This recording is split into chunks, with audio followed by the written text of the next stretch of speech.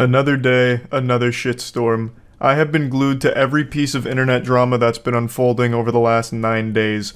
I wake up every morning, eat a strong, nutritious breakfast built for a growing boy, and immediately start scrolling the cyberspace just to see what new chaos is erupting and more shit burning to the ground and falling apart around us. I've been so hyper-focused on internet drama, I didn't realize that there's a hurricane about to hit Florida pretty soon.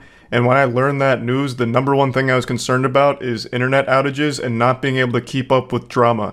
I feel like I'd fall behind. Like if I even miss a day of being online, I'd all of a sudden have like an entire book report's worth of shit to catch up on. It's just non-stop drama every single day, it seems. And today's no different. I'm like Pac-Man eating those little pellets forever because it seems like this drama truly does have no end. So I actually want to start here with the first story that I failed you on. I didn't even mention this one in my last drama update, and it's one that I've been following. It's just I've been so inundated with so many stories all coming at me at once that somehow this one slipped through the cracks. This one's particularly wacky. The CEO of G2, which is a massive esports organization, tweeted out this video partying with Andrew Tate and Andrew Tate's brother. At least I think that's his brother, I'm not entirely sure. It's hard to recognize him without Andrew's dick in his mouth. But he tweeted this video out and immediately faced huge backlash for his association with Andrew Tate. In response to all the criticism, Carlos, the CEO, tweeted this out. "Nobody will ever be able to police my friendships. I draw my line here. I party with whoever the fuck I want." So Carlos went big man mode. He puffed out his chest, planted his feet, and flexed his pecs and said, "You don't get to dictate who I party with." And then the next day, he completely folded on this tough guy facade. The strong man, big guy routine didn't pay off very well because the next day, G2 announced that Carlos would be taking an 8-week-long vacation unpaid. So Carlos then had to make a post kind of apologizing for everything and announcing that he was going to be stepping away as CEO for about 8 weeks of unpaid leave. But I will give Carlos credit here, he did not delete his tweets. So that's pretty fucking epic, I guess. For the second time this week, as I was rendering this video, another massive bomb just dropped. An update to this story.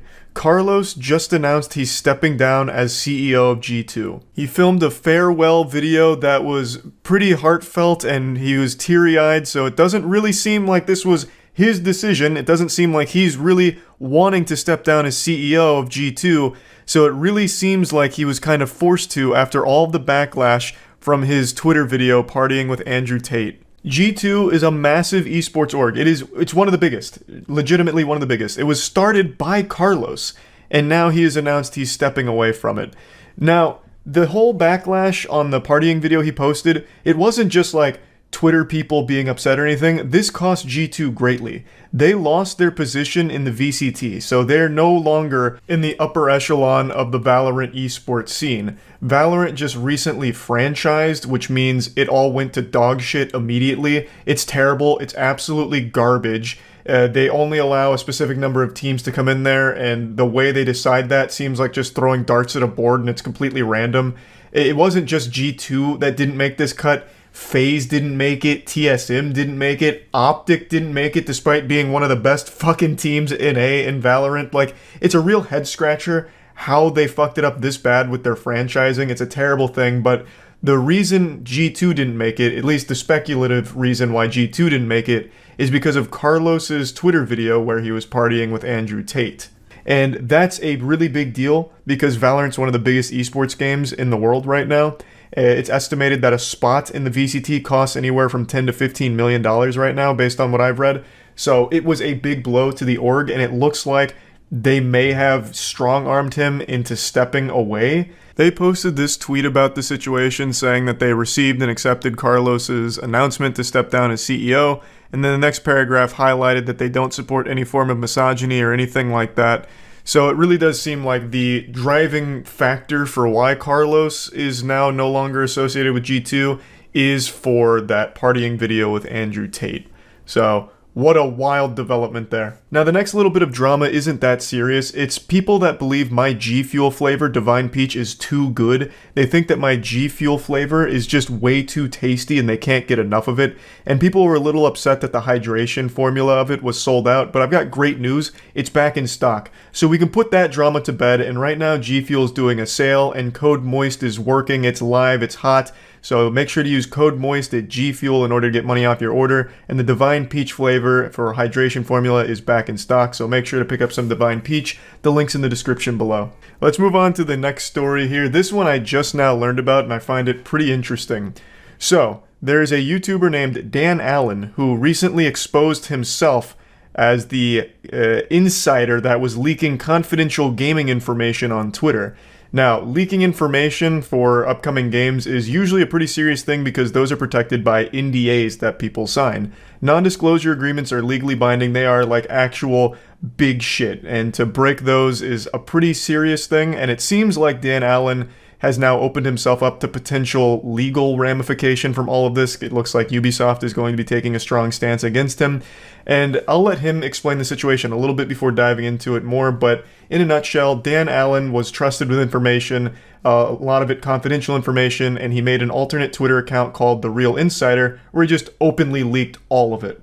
And this is his response. If you're not familiar, what's happened is I created a alternate Twitter account called The Real Insider, and started leaking things. And a lot of you are reaching and saying, well, why the fuck did you do it? And to be honest, it's clout, it's the buzz, it's being addicted.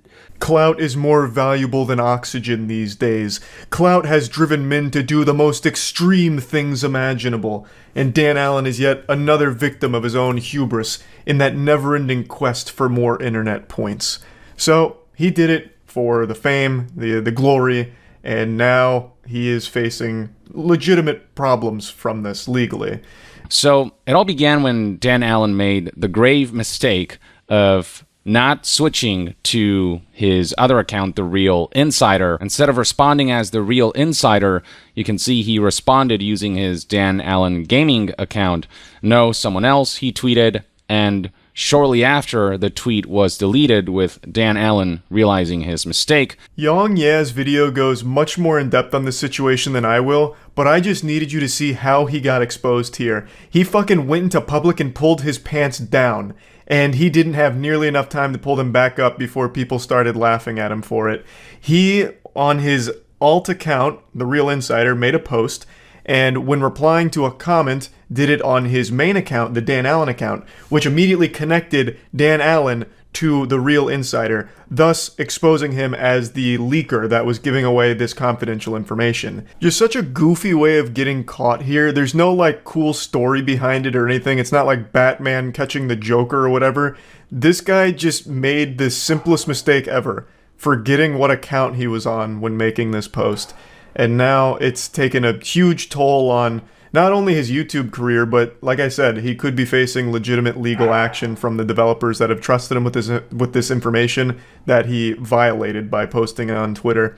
So that's where that one's at. And speaking of leaks, here's a little update to the Grand Theft Auto 6 hacker who leaked like 90 clips worth of GTA 6 footage. It seems like they may have been arrested. There was a statement put out that a 17-year-old was recently arrested in the UK for suspicion of hacking. They won't go into more detail, but it seems like this could be the GTA 6 hacker. I'd also like to hit you all with a fat I told you so, because when I posted my video about the GTA 6 leaks and the hacker, I said Take-Two is fucking ruthless and they would sick the goddamn Avengers on this hacker.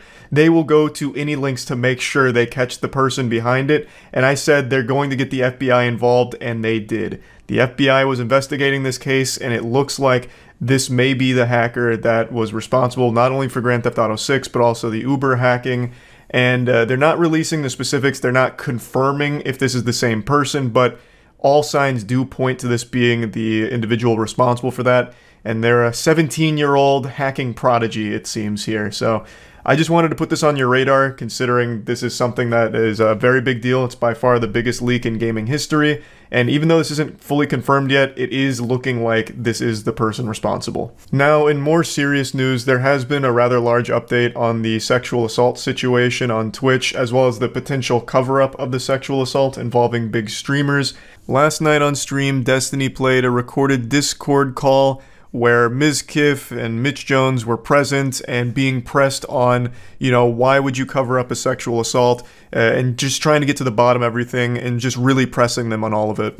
To break it down to the bare bones, a streamer by the name of Adriana Lee was sexually assaulted while passed out drunk by another streamer named Crazy Slick, and after this situation, big streamers like Moistcr1tikal were accused of trying to downplay it, to make it seem like it wasn't a big deal. Maya was also brought into it and accused of gaslighting Adriana into believing it wasn't that big of a deal. Mitch Jones was brought into it, doing something similar like downplay the situation. And this Discord call that Destiny played on stream was Moistcr1tikal and Mitch Jones defending their positions or talking about the situation as a whole.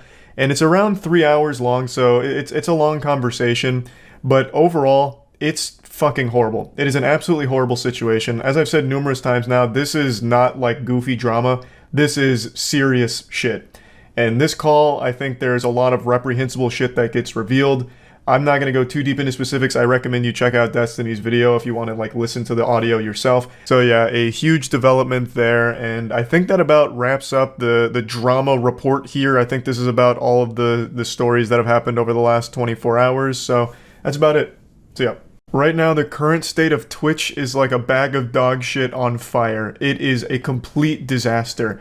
It's like the most degenerate reality TV show program ever broadcast, and the entire internet can't look away, myself included. I wanted to break down every single plot line going on in the Twitch drama sphere, but that would consist of more chapters than a Harry Potter book to it. Every single day, a new bomb gets dropped. Every time you go to sleep, you'll wake up as if Santa Claus visited you, and instead of putting presents under the tree, he put coal and drama in your stocking. And for a lot of people that enjoy watching a shit show from the sideline, that's better than any Christmas present you could ever get, I suppose. So overall, I just thought it'd be helpful to be like an almanac here, a little guide to help you navigate through this wild web of wackiness that's been going on Twitch with this crazy soap opera. So I'm going to try and enter into a flow state here and explain it all as best and as quickly as I can. So I'm going to try and really tap into the avatar state here to drive home all of the important stuff happening there. So let's take it from the top. This story starts with an event called Shit Camp. It's the follow-up to an event that QT Cinderella hosted last year, where a lot of big streamers came together and did a lot of really fun IRL content together, and it was just a really memorable, really positive experience. So this year, QT Cinderella was putting on the sequel, Shit Camp 2022, and unfortunately, before the event even began, it was plagued by a bit of controversy because the biggest streamer in the world, XQC, had already said he'd be attending, he'd be going to Shit Camp this year as well, but last second decided not to without informing QT Cinderella beforehand. He didn't give prior notice that he wasn't going to be going, so it caught her as well as a lot of people off guard. And I'm going to go ahead and give my take on this because this is kind of where blood started boiling a bit. This was the first bit of drama to start this incredibly apocalyptic week off. I'm just going to play a clip from my stream where I briefly talk about it because I don't want to just plagiarize my own stream here, so I might as well just play the clip where I already talked about this. So it all started with Shit Camp. It all started with XQC not going to Shit Camp and not telling anyone that he wasn't going until it happened. Which is very standard for XQC. Usually he'll say yes to anything he's invited to, but then not show up, but he doesn't tell anyone. For Creator Clash, iDubbbz didn't know he wasn't coming until the day that the event happened. He's not good at communicating. There's nothing wrong with not going. I just think he needs to be better at communicating. I don't think he does it maliciously. I really think he just doesn't think to do it. People like to try and spin it as a malicious thing. I don't get that impression. I really just think he is so focused on stream and content that things like checking in with people, updating people, he doesn't even think to do. It never at any point comes across his mind. Now, this event on its own was a big controversy, but it wasn't a massive one. It was frustrating to QT Cinderella and, organizing the shit camp. But overall, I think everyone walked away from this situation still on decent terms with one another. But it really set in motion a series of events that ended in an absolutely cataclysmic disaster for streamers, and it can all be traced back to one single event that happened at Shit Camp that was nobody's fault, just a pure, innocent accident, a force of nature that no one could have stopped. E-Rob. E-Rob is another big streamer, and E-Rob attended Shit Camp. E-Rob made a joking threat to one of his longtime viewers in a chat. I believe it was offline chat. E-Rob made a joke about beating him up at TwitchCon. And Twitch banned E-Rob for this. He got a 7-day ban for joking with one of his viewers about beating his ass. And then Twitch eventually revisited this ban not long after issuing it, and they decided to increase the duration from 7 days to 30 days. E-Rob received a 30-day ban for joking with one of his viewers about beating them up at TwitchCon. And that's where everything went to shit. That's where we shifted to a different dimension of pure darkness, sadness, and filth. Our entire timeline shifted from this one event. E-Rob's unjustified banning over nothing. E-Rob would have got a less harsh sentence if he got butt-fucked by that viewer on stream. We just saw Twitch give a 7-day ban to that girl that had sex on stream. E-Rob would have been better off filming a fucking sex tape live on stream with that viewer. He would have got a less harsh ban. Such an unbelievably silly ban, and this event was a lot like the assassination of Archduke Franz Ferdinand and how that event helped kick off World War I. This was the catalyst for all of the shit that's been going on Twitch right now. So shortly after E-Rob's ban, there was a very public breakup between XQC and his longtime girlfriend, Adept. The two of them then went even more public with information around the breakup, even arguing in a Discord call while being streamed in front of an audience of 120,000 viewers, all waiting on bated breath for new, juicy, spicy drama.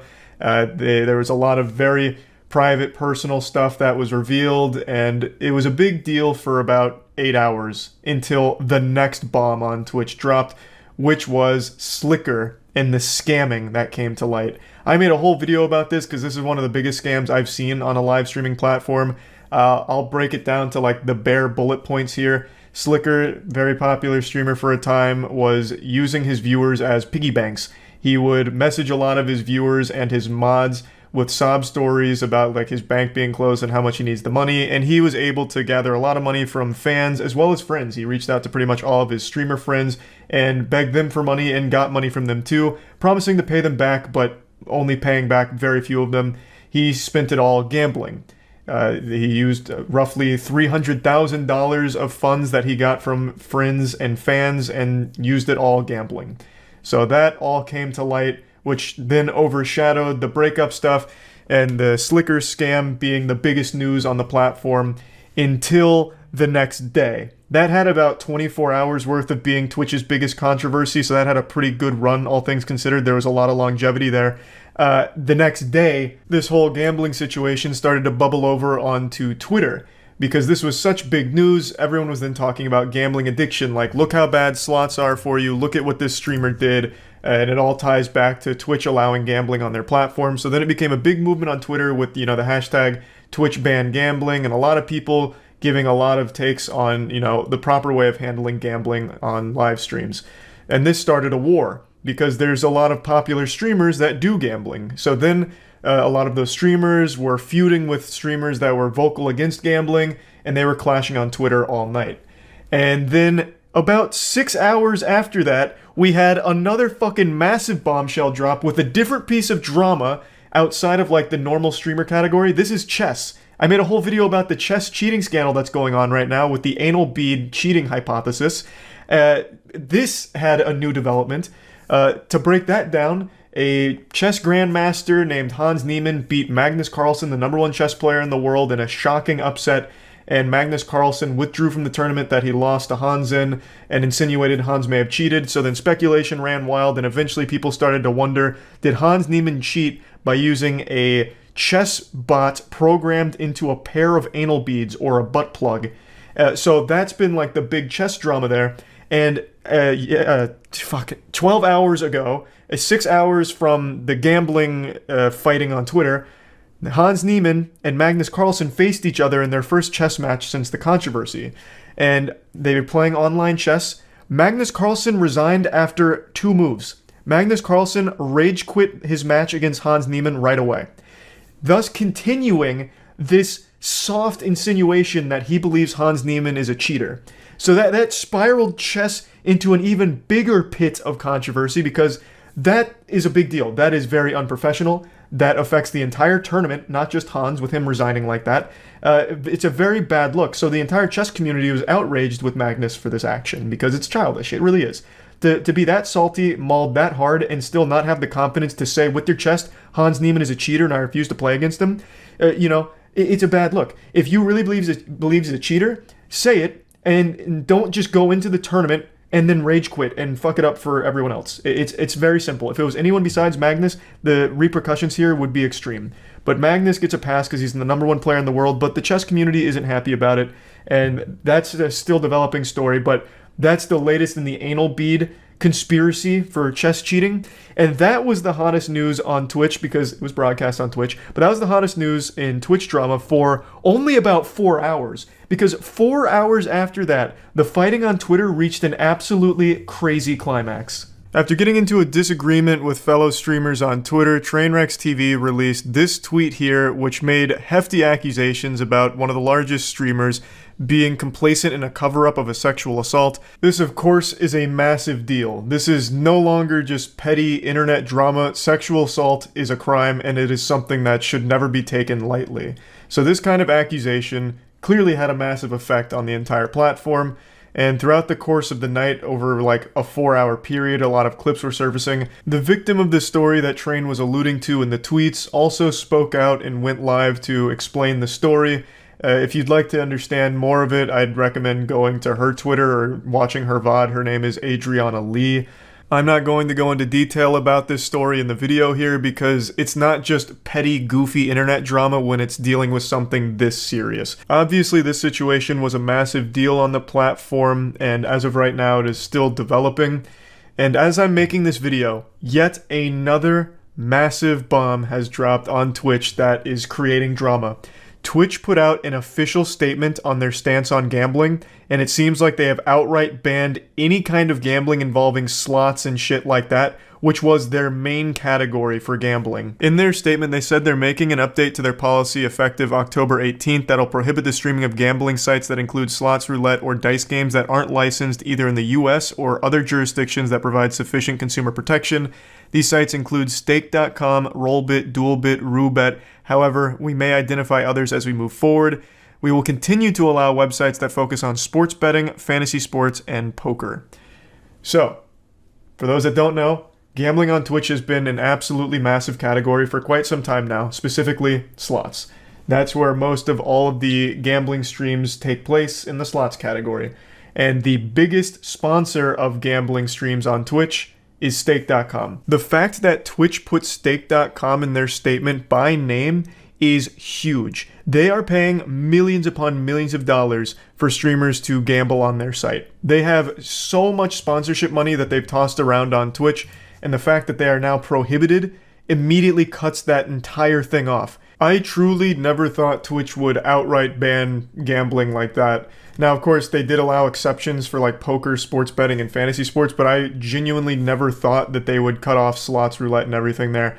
That is a wild, big dick move there that is going to cause at least a month worth of controversy on the platform, because there's a lot of gambling streamers that just lost massive amounts of money from their Stake.com sponsorship deal, as well as just content, because streaming slots for a lot of streamers was the main source of their content for a while now. So that's just going to be a huge change for a lot of people on there, not only streamers but viewers, because there's a ton of viewers that only watch gambling content. So that whole situation there, that's a game changer. So it has been a fucking crazy week on Twitch. It's fucking wild. Hopefully this caught all of you up to speed. I gave you like the bare bones essentials to every story that's been going on recently. That's about it. So yeah. Another day, another blunder from Twitch. I'm getting more and more convinced that there's no human beings behind these awful decisions they've been rolling out recently. It's just AI generated bad ideas that get automatically added to the site. It is embarrassing. I feel like Twitch is going the way of MySpace. You know, like maybe Tom is behind all of this in an effort to sabotage another company. It's wild. So let me break it down for you. Yesterday, right when I started stream, I was made aware of a new feature that I didn't opt into and couldn't opt out of called Elevated Chats. Elevated Chats are their answer to YouTube streaming's Super Chats, which are paid messages viewers can pay for to have stick on top of the stream so the streamer can see them easier. They've been around on YouTube streaming since the start, and now Twitch is trying to compete, and to me it sounds like they're getting desperate, they're sweating bullets, and they're like, fuck, copy everything, we're going head to head, nuts to butts, give us everything YouTube's doing, we're throwing it on Twitch now. Horribly. Like, the implementation is awful, the pricing is a scam, it is just downright terrible. But even beyond that, it shows a complete lack of understanding for what people actually want on the platform. They're not addressing any of the problems the streamers or viewers have. Instead, they're just trying to find more ways to monetize poorly. They recently announced that all partners are going to 50-50, 70-30 is going to be extinct, a thing of the past like the fucking dinosaurs here. They hit it with a meteor because they're doing everything they can to be more profitable. And I guess in doing so, they're trying to find ways of making up for that. So incentivizing more ads, which is a worse experience for the viewers and also more cumbersome for creators because no one wants to be running ads. It just makes streaming overall worse. And now on top of that, they've introduced elevated chat messages, which is just another revenue source for streamers that no one really wants. People aren't asking for more ways to monetize. They're asking for less ads. Like, that's one of the number one things they need to address.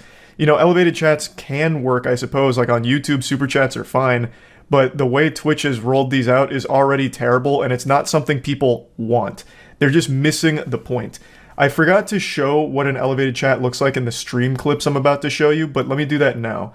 So an elevated chat is a message a viewer pays for, and it can go either on top of the chat, like it does on YouTube, or beneath the stream video, but only if you're outside of theater mode and not on mobile. It is such a dumb fucking location. I don't know who thought of that. They must have been like very close to overdosing on Xanax to think that was a good spot for a message. The streamer can't actually see it, and neither can viewers unless they're like out of theater mode on desktop. It's so dumb. Let me show you. This is from Pinta's stream. Real draw. Oh God, you can link clips in it.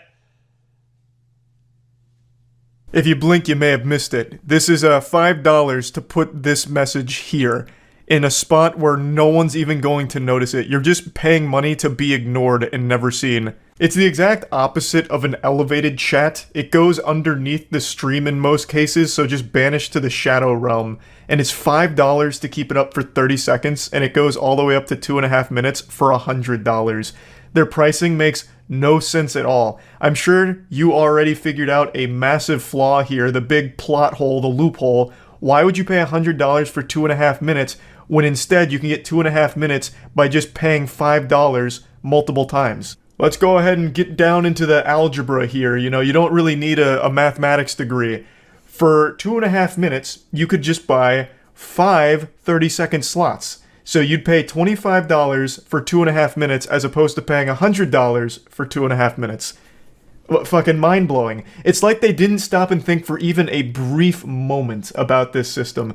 They just rolled this out as quickly as possible. I legitimately do think Twitch is watching all of the videos and all of the tweets people are saying about the platform, and a lot of people, like Ludwig, have called out the bloat at the company, how Twitch has so many engineers and yet they haven't rolled out any features in a long time. The most that Twitch has done for features is just take them away, like getting rid of hosting, for example. They haven't really brought anything new.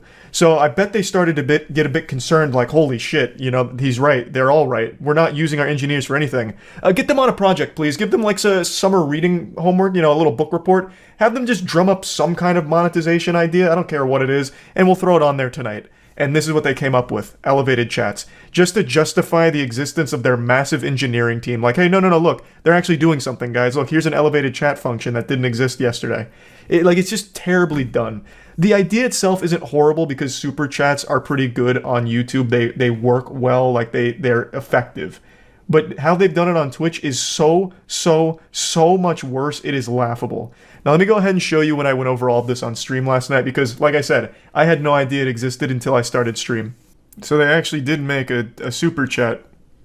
So that's supposed to stay somewhere for 30 seconds, but it's immediately gone.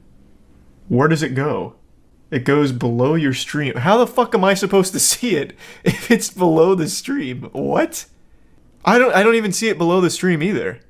And it looks like it's $100 to keep it up for 2.5 minutes. What? This isn't even a meme. The only use I see for elevated messages is to make an advertisement for yourself under the stream for 2.5 minutes.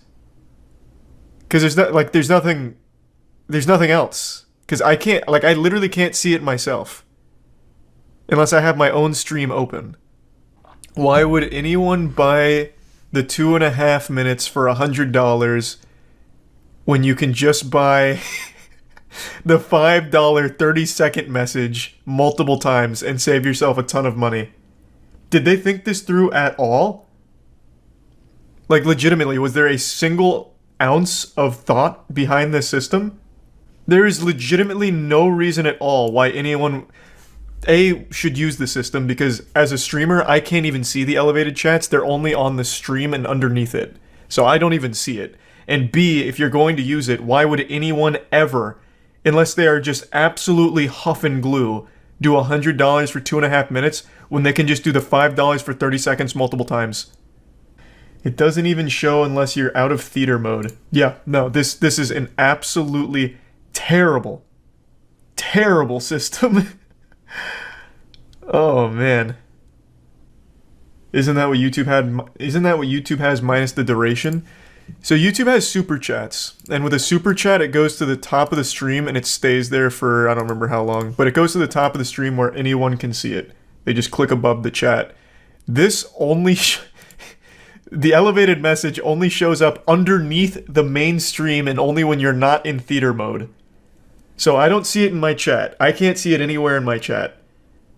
So it's literally the exact opposite of elevated. It goes under the stream. In the most inconvenient location. This says you can put it above the chat? Where?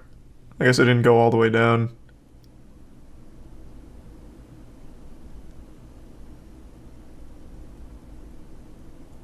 So is this something I activate on my end? No. It looks like Twitch decides it. At the top of a chat, at least that makes more sense because it's in line with super chats. The pricing is still outrageous and completely nonsensical. But at least then the elevated chats can be read by the streamer. Whereas at the bottom of the video, that's impossible for anyone. But it looks like I have no say in that, unless I'm missing something. Throughout the duration of the experiment, participants will see elevated chat appear in one of two places. This just makes it sound like it's going to be random. And looks like I got the below video one. Did they make an announcement about this? Because I didn't hear about it until I started stream and someone in chat was like, what the fuck is this? Oh, wait, here it is, right here. He doesn't even see elevated chat. It doesn't come up in my chat. Apparently they're testing two locations. One that makes sense, which is the top of the chat. And then one that is just a nonsensical scam, which is bottom of the video. And I like how even for this, they don't show you the example because they know it's trash. And it looks like I have no say-so in which one I get. And this is the one I got. Oh no. I saw it come up in chat. Bro, you just did $100 elevate chat. I really hope that you found that $100 on the floor or something. Because if I didn't just catch that going by in the chat, I wouldn't have seen it at all. Don't do that. That just hurt my feelings. It's a good message too, man. Oh, no. No, don't fall for the Twitch scam. Can you disable it? Bro, I didn't even elect for it. No, I can't. I didn't even know it existed. No, the bits and everything, all those pop up and work as normal. It's just the elevated chat. Like, it's not even like an activity feed option for me. If a mod deletes your elevated chat, you don't get a refund. Oh wow. That's that's brutal. Another thing I think that's worth mentioning that I didn't bring up on stream is that this clutters the actual chat so much. So let's break down all of the new things that pop up in chat aside from just people talking. You have bits that pop up in chat. Those have been around for a while. Those are pretty normal. Nothing too big there. You have highlighted messages, which you pay channel points for, so not real money. You pay channel points, it highlights your message and like bolds it and puts it in front of other messages. And now you have this, elevated messages, which appear in the chat for a really brief time before just finding their grave, like a fucking coffin, underneath your stream. So now you have three things all popping up in the chat that clutters the fuck out of it. It just makes the chatting experience worse for viewers. It's just not a good implementation here. It just seems like they are genuinely desperate to try and like get streamers excited about the platform, knowing that most people were very disappointed that the 70-30 deals are going away. So streamers that never had a 70-30 deal will never get one, so they feel insulted. And streamers that were on the 70-30 deals are insulted that it's going away.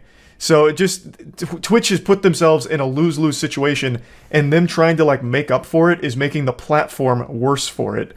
Like, it's just so backwards. I don't understand how they are so mismanaged. No one is steering this ship appropriately. So yeah, I just wanted to bring this up. Way too expensive, way too half-baked. It's just not well done at all from Twitch here.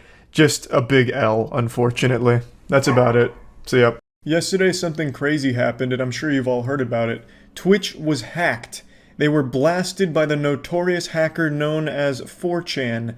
This Mr. 4chan was able to infiltrate the mainframe itself, jacking directly into the cyberspace and releasing a ton of information about Twitch and the streamers on the platform.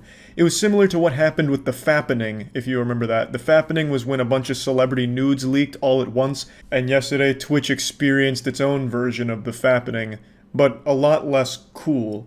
It was mainly streamer income that got released. However, the whole hack was like 235 gigabytes, I believe, and it was labeled Part 1. So the hacker's already teasing a Season 2 of this anime here. They're leaving it on a cliffhanger, so it's just an appetizer, apparently. But the main thing that everyone was focusing on yesterday from this hack was streamer income, because they publicly released every streamer's income since 2019. And I want to talk about that a little bit before going into like the hack itself, which is a pretty fucking wild thing. I don't know what's going to be in part 2. I guess it could be something even crazier, like he found Jeff Bezos' dick pics embedded deep in Twitch's code or something. That would be pretty wild. Honestly, I wouldn't even be surprised if in part 2 this dude reveals that he found the Twitch Konami code. You know, like kind of like how in Melee you can play as Master Hand with like some cheats and some mods. This dude found that equivalent for Twitch, and he's able to just look at Jeff Bezos' wiener. You know, I don't know what to expect, but it's apparently, like, wild stuff. But the thing that I'm going to focus on is the streamer income, since that was the hot topic yesterday. I want to start by saying that I think this is the least important topic of this entire hack. They claim that they got the source code of Twitch as well as some other extremely sensitive things, but for some reason all of that was overshadowed by the fact that they released streamers' income. So he released an entire write-up of every single streamer's income since 2019, and everyone lost their fucking mind. I made a video talking about this. It is publicly available information to at least get a close estimate for what any streamer makes on that platform.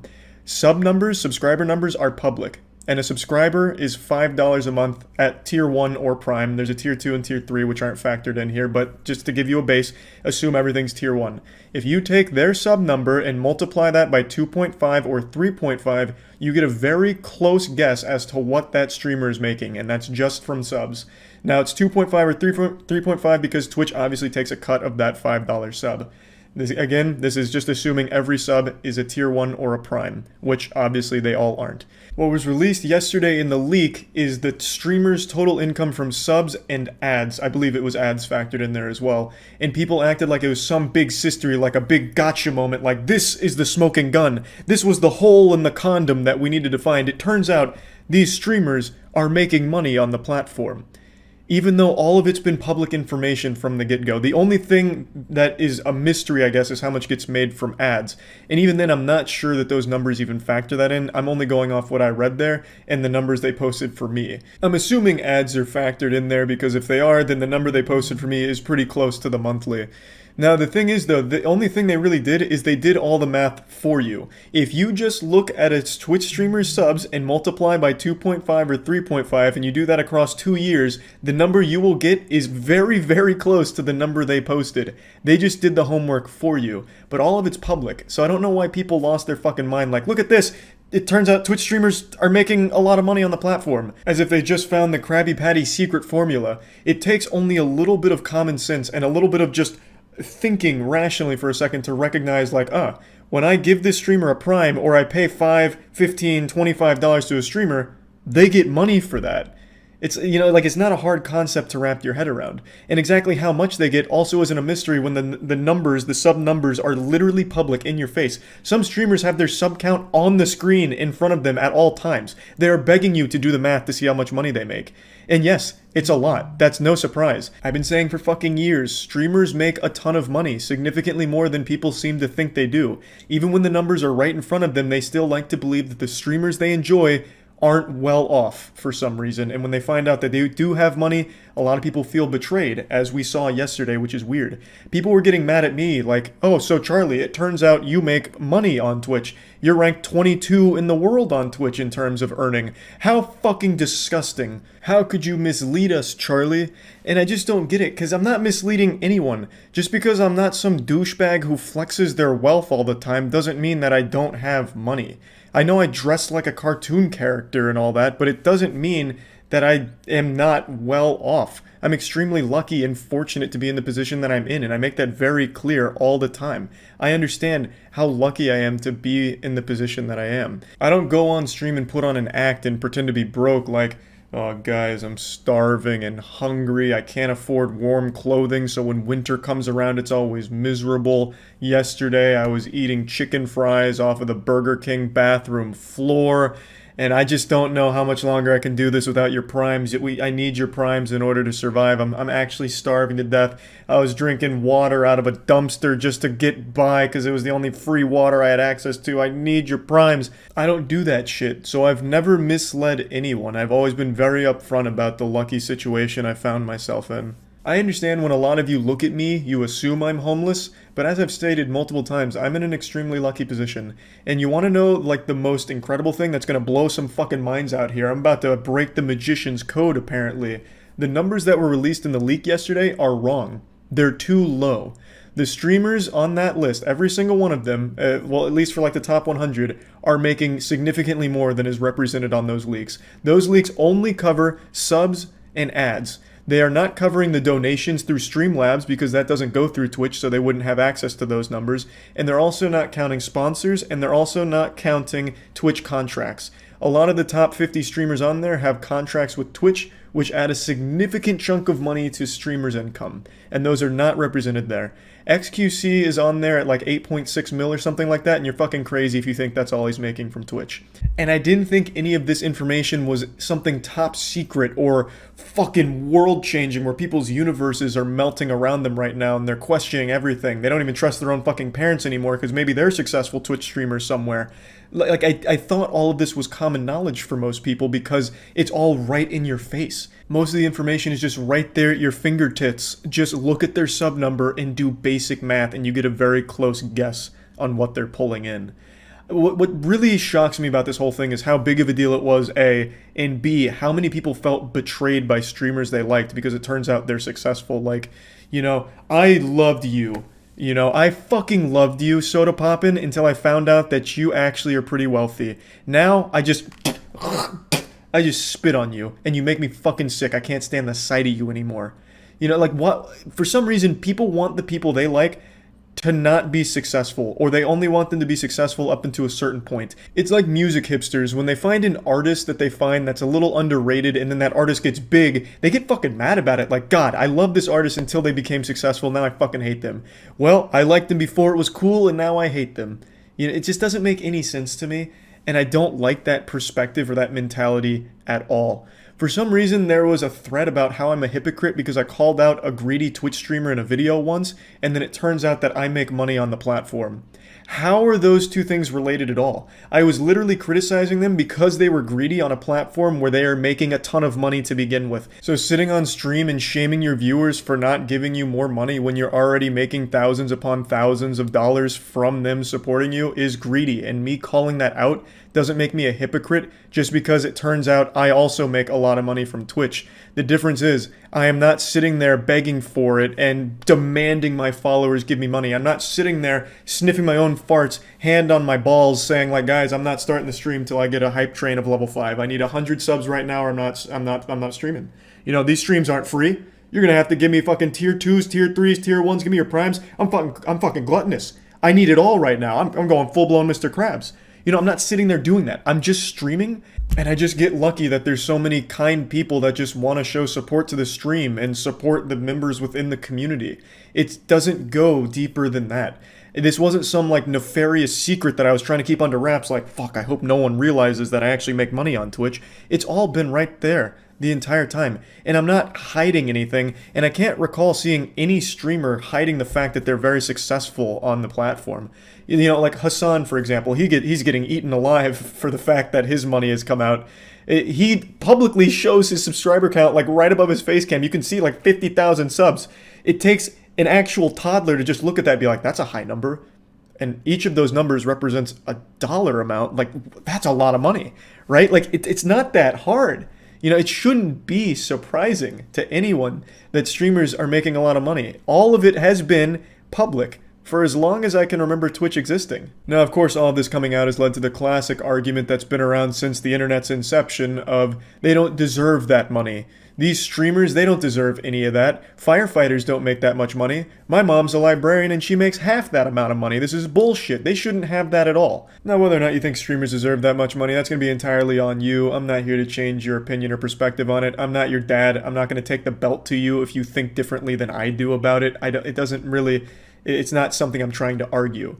But it's something you could say for pretty much everything else when it comes to entertainment. Why are athletes making that much money, right? Yeah, they spend a lot of time in their sport, they're extremely good at it, but at the end of the day, it's just entertainment for you as a spectator. You pay money to go to their games to watch them play for an hour and a half, 2-3 hours, whatever sport you're going to, and then you leave being entertained, hopefully, or heartbroken if your team sucks some asshole, and then that's it. Then you do it again next week. Or during the off season, you just get excited for when it comes back around. It's just entertainment that you are paying for at the end of the day. It's pretty much the same thing. On Twitch, you have people that are really good at a game. They'll stream for like 16 hours at a time. You have 16 hours worth of entertainment. And maybe at some point across those 16 hours, you're like, you know what? I feel like tossing $5 this dude's way. He's entertaining me. It's been good company. It's been good background noise. I'll toss $5. And you forget about it. And that adds up. There's millions upon millions of viewers on Twitch around the world every month. So if you just have some people doing that, then the person that is entertaining people for 16 hours is getting $5 pretty often. Like, it's pretty simple. Actors is another one. Anything when it comes to entertainment. Why is Robert Downey Jr. getting paid so much money when he only has to work like 3 or 4 months out of the year on a film, and he's making hundreds of millions of dollars? You could argue he doesn't deserve that much money because he's not putting in that much work, and he only entertains you for like 2 hours once a year at most with a movie. You could say it for the music industry. Lil Pump releases a song where he just says Gucci Gang 100 times. Does he deserve all the money he made from that? Like, it's just something that extends to everything in entertainment, and it truly just depends on what you find entertaining and whether or not you place a monetary value on entertainment. Like, it's just pretty simple. It's not a competition of like what's harder or what's more beneficial or productive. It's just a matter of whatever puts a smile on your face and if that's worth anything to you. Like, I just don't really know why streaming is the one that's targeted when it extends to everything in entertainment. It's just not that deep. It's the same as every other entertainment field. It really is. The only difference is the amount of hours that go into it. Like I said, most big streamers stream daily for like 8 hours a day. So they are constantly online entertaining people. So that's going to be a lot of different faces coming in every day at all hours of the day. And then at some point, among all of those faces, someone decides to just support the stream. And all of that adds up. So bingo, bango, bongo, The streamer makes a lot of money over time. I don't know why that's such a hard concept for a lot of people to grasp. It works the same way in every other entertainment field, and no one's like, holy shit, can you believe how much money actors make? What the fuck is this about? Or musicians. Can you believe Lil Nas X actually makes millions of dollars? Like, I can't believe it. You know, like, no one's like shocked there, but for streamers, for some reason, it's a little different. I'm not a psychologist, but I'm going to pretend to be one. I think the reason why people got so mad is because when it comes to streaming, a lot of viewers form some kind of relationship with the person they're watching, whether or not they want to admit it or whether or not they're even aware of it themselves. I feel like subconsciously, some viewers that regularly tune into a streamer want that streamer to be in the same position they are for the most part. So if a viewer's not financially well off and they see the streamer they like is, that probably builds a little bit of resentment and a little bit of betrayal because they have this, even if it's a small connection to this streamer, where they feel like they're closer than they are or should be. So I think that's where it stems from. Streaming has always had a problem with parasocial relationships, and I think the response to seeing streamer income really helps highlight that. Like, it's not a mystery where it all comes from, and whether or not you think they deserve it, that's not something I'm here to argue with you about at all. But yeah, anyway, I think that covers like most of the things here. I think what people should be focused on with this leak is what could happen. Having Twitch's source code completely out, as well as a couple of other things that are mentioned in the leak, is a huge deal that I think not enough people are focused on. The whole Twitch streamer income has completely overshadowed the most wild part about the entire thing. And yeah, so I just wanted to talk about this because this is what everyone's been wanting to hear about, so I figured it was worth at least going over. That's about it. See ya. Hey, what's up? It's me again, the Rotten Tomatoes for Twitch, here to critique yet another huge change coming to Twitch. I know this is like the 10th time I made a video joking about and talking about Twitch things, but I can't help it. I'm passionate about it. I fucking stream on there daily, so obviously I want it to be the best platform it can be. So when a big change or decision is made over there, whether it's good or bad, I like to do what a high school stoner likes to do after their first hit of marijuana. Talk about it. So what we'll be talking about today is the unveiling of Twitch's new Safety Advisory Council. There may have been no E3 this year, but we still got a huge fucking announcement here thanks to Twitch. In a nutshell, this Jedi Council consists of both members of the Twitch streaming community as well as experts outside of it to weigh in on decisions made on the platform as well as potential policies going forward and changes to existing policies, making things clearer, shit like that. I'll throw my nutsack out here to be abused for a minute here by going against the grain and saying, on paper, I actually think this is a good idea. By having faces attached to decisions on the platform, people can actually feel like their voices can be heard, whereas the entire history of Twitch has just had faceless people making these decisions behind the scenes, you know, pulling the strings on the marionettes and making them dance for these weird policies and weird favoritism. Well, now, with this council here, there are actual streamers, very popular streamers, attached to it that you can communicate with and get answers from. We don't know how much power this council is going to have, which still leads to a lot of confusion, but just the fact that they're taking a step in putting faces to decisions going forward, I think is a step in the right direction and making people feel like their voices can at least be heard.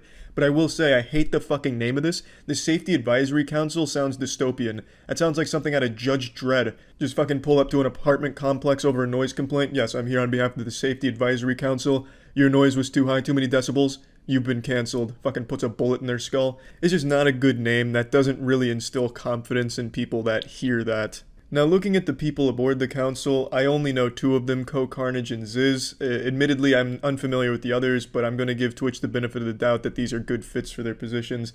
But Carnage and Ziz in particular, I think are excellent fits here. I'm familiar with both their content. I actively watch and I've tuned into Ziz occasionally. And I think both of them have a very good understanding of Twitch culture as well as understanding exactly what is and is not allowed and how to make policies more clear, as well as what policies should not even be there in the first place. As said during one of his streams about this, he's actively fighting to make sure there's not too many rules that start suffocating the creators, and I think that is the absolute best way of approaching something like this with this kind of responsibility. Now, as I said, I don't know the majority of people on that list, but I am giving them the benefit of the doubt. However, one of them in particular, named Steph, has recently shown that the power is kind of getting to them in a certain way. And I'm not trying to be rude, but it's really hard to have a positive opinion of the Safety Advisory Council right now due to the drama that she's stirring up on her own personal streams. Can't get rid of me. Twitch is endorsing me. and there's nothing you can do about it. So I'm just gonna dance to your sad tears. I'm just gonna drink your tears. This is her celebrating the fact that she's no longer subject to bans on Twitch due to her position, and I think this just lacks taste. Twitch has been a platform that's been plagued by very odd bans that have ruined lives, so for her to come out here and say that nothing will ever happen to her because of her position and rub it in the face of people who have been wronged by bans like that, I think just shows a real lack of care for the people on the platform. Now, I'm not here to humiliate or belittle Steph in any way. I already know a lot of people are going to point out that viral clip of her where she's role-playing as a deer having an orgasm on a stream.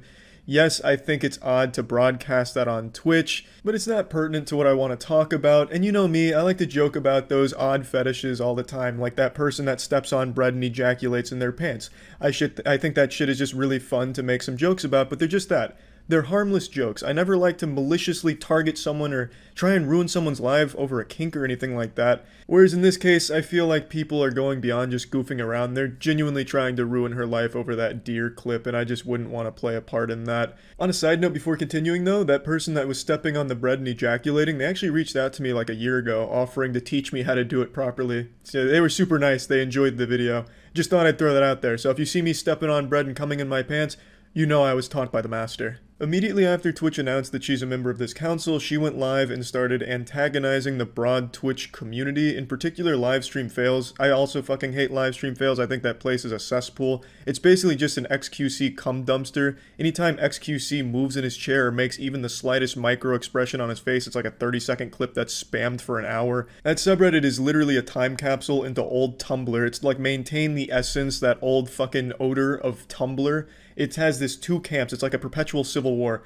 One camp that loves fake manufactured drama and getting invested in these reality TV shows on Twitch, and this camp that pretends to hate it, but what they love is loud, screeching, jingling key clips, but they also still do love that fake drama, so then they'll come together and start upvoting all these drama things, and then they start attacking each other. It's a weird community, and no one hates livestream fails more than livestream fails community hates themselves. It's really weird. It's not a good subreddit. So I totally understand why the majority of streamers don't even like it in the first place. But what Steph has done is she's taken livestream fails and put that as the face of Twitch itself. So instead of just attacking some of the bad actors on livestream fails, she's attacking everybody on Twitch for a ton of different things. Well, I'm just not cool with white supremacy, y'all. It's really not that. I think a lot of you gamers are actually white supremacists. Sorry. Just a fact of how I feel, which isn't a big. That's such a fucked up thing to say, especially on a platform like Twitch, which is primarily composed of gamers. Not to go like 90s back of the cereal box slogan, but Twitch is literally like extreme gamer zone territory. So to outright vilify gamers by calling a lot of them white supremacists is so beyond disrespectful, and especially given your position as a member of the Safety Advisory Council. How does that make anyone feel confident about the decisions you'll make in that council going forward when you clearly already have a clear disdain for gamers on that platform, a platform that you now represent in a very high level capacity, at least judging by the announcement?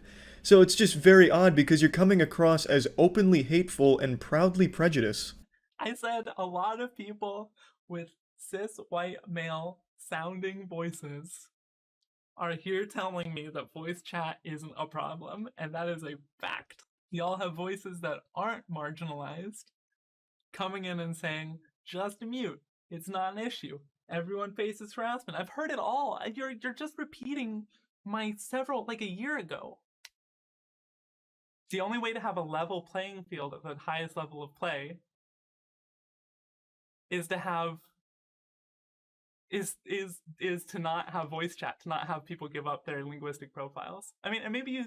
It was this opinion that really sparked the majority of outrage initially, because she firmly believes that voice chat really shouldn't exist in the first place. Now, I want to make it clear she's in no way going to developers lobbying to have it removed or anything. She's simply sharing her opinion that she doesn't believe that it should be an integral part of games, and the majority of gamers understandably disagree, because without a voice chat, what the fuck are you supposed to do with your teammates in like a game of Valorant? Use the in-game voice commands and just spam no, or in Rocket League, nice save? Like, if you don't have voice chat, you have no way of really communicating with your team to win games. but for Steph, she believes that it's an unfair advantage or disadvantage depending on the sound of the person's voice who's using the voice chat. She argues that those with a marginalized voice have to resort to blocking and muting toxic players in their lobbies, which inhibits their ability to communicate and win the games. And that's a fair point. That shit absolutely does happen. Anytime a girl talks in like a fucking Overwatch lobby or Valorant, dudes will fucking dogpile on that like they're recovering a fumble in the Super Bowl. They're either getting flirted with or just outright insulted and harassed. That absolutely is very commonplace, and you're lying to yourself if you think it's not. It is, regrettably. And not to downplay the issue, but everyone gets harassed in voice chat when it comes to like higher level play or just toxic assholes in general. It's not a problem that's exclusive to women or voices that are marginalized. In video games like that, there are just toxic assholes, and it's not just voice chat, it's everywhere. If you take away voice chat, text chat becomes extremely toxic. League of Legends has notoriously one of the most toxic communities around, and there's no voice chat there, it's only text. When I was addicted to League of Legends, I never felt so fucking bad about myself because of that voice chat, or text chat. So it's not an issue with just voice chat in general, it's just there's assholes in the world. Unfortunately, that's just what it is. But luckily, thanks to the incredible advancements in technology, we found the solution. We have the answer. It's called just muting the assholes, blocking them. You don't have to hear these things. You can always block people that are just outright rude and nasty. So I understand her opinion, and I do agree that the harassment in voice chat, especially for women, is pretty fucking nuts these days, but you can just not hear it by muting them. And yeah, it does suck having to mute your teammates, but if the alternative is just taking away voice chat entirely, it's better than the alternative. Now again, I think there's nothing wrong with having this opinion from her, and I don't think it's means to just outright harass and berate her. The problem is the way that she approaches getting these ideas across and her beliefs. She's very standoffish, and anyone who disagrees with her, she immediately labels as either a white supremacist or an overly privileged cis-white male. She seems to enjoy attacking the community she's supposed to be representing and looking out for, like with the first clip I showed, dancing about her immunity from Twitch because they now formally endorse her into this council, and she's saying how she's just going to drink the tears of the people who are upset about the things she says. And she bans everyone in her chat that happens to disagree. Now don't get me wrong, she does ban actual douchebags that deserve it, but she also just bans people that are asking simple questions or just happen to disagree, but not just banning them, labeling them some very nasty titles, which I just think is wrong. Asmongold said it best when he said, this kind of behavior really shouldn't be accepted from someone at that position, because imagine if someone said something different that wasn't cis-white male, you know? What if someone said, gays are ruining the voice chat, so we need to remove voice chat?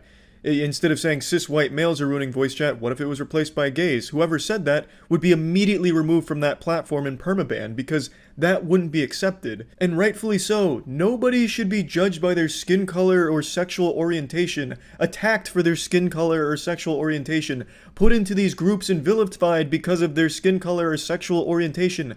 Racism is bad. Racism, discrimination, hating people for choices they make with their own body, all of it, bad. Very bad. But because she's the one saying it about cis-white males, for some reason, it's not only accepted, but it is endorsed by Twitch, which I think, and most streamers and most people on the platform think, is not a good thing and sets a very fearful precedent, and is immediately kind of dividing the community about safety advisory versus the community, which is the absolute worst thing, because on paper, it seems like the council was supposed to be a way to bridge this gap where we can finally have real communication between Twitch power and just the people on the platform. But unfortunately, there's already a divide being caused. But I am still genuinely hopeful that the council will be something positive for the platform, because this is a step in the right direction, at least the idea and the theory of it, by having actual members of the community representing the community's interest in a higher capacity, I think is a great step. So yeah, I just wanted to talk about that, and that's it. So yeah.